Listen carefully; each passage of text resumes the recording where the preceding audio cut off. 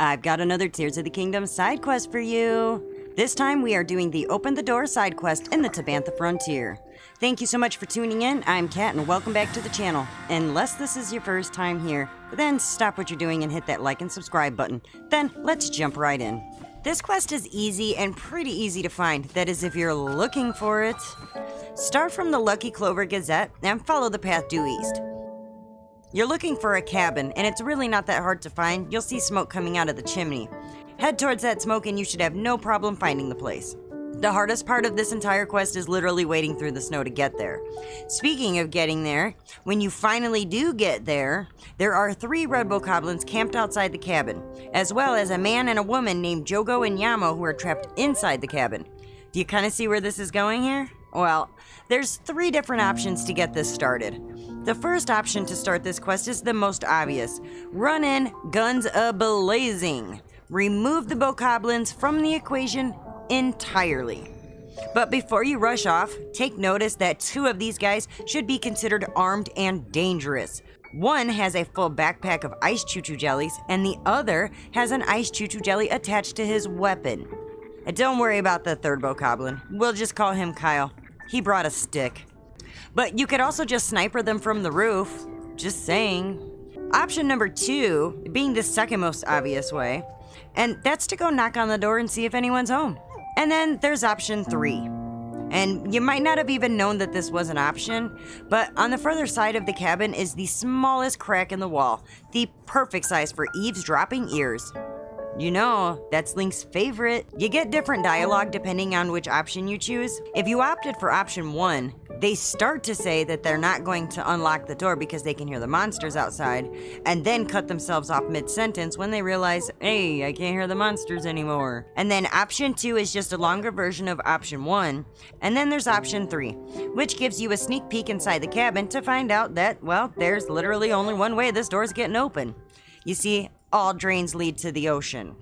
After kicking some bokoblin booty, you can go kick that door open. I mean, they'll open it this time. You can just tell them that you're there. Once inside, Jogo and Yamo tell you their entire life story.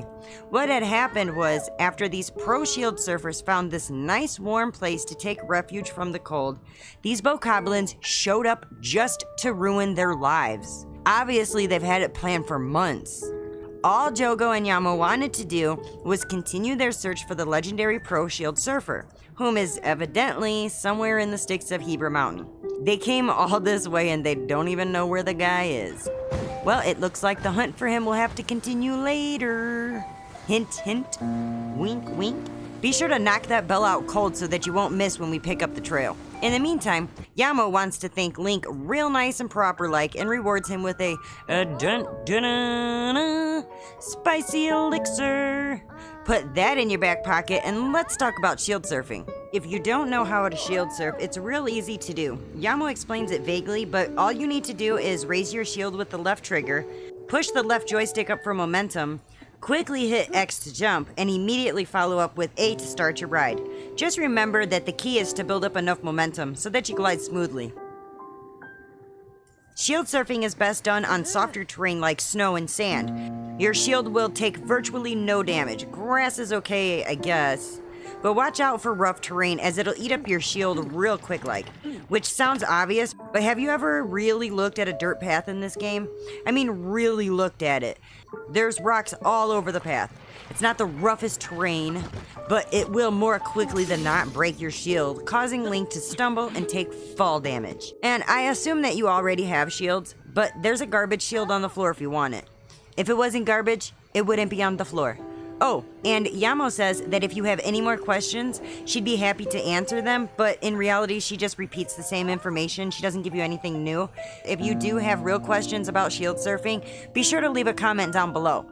Alright, boys and girls, I gotta burn rubber for now, but if you vibed with the video, drop a like, smash that subscribe button, and check out my killer merch. Don't just play, slay. Until next time, keep gaming, keep laughing, and keep learning. With that being said, this is KKJinxx, over and out.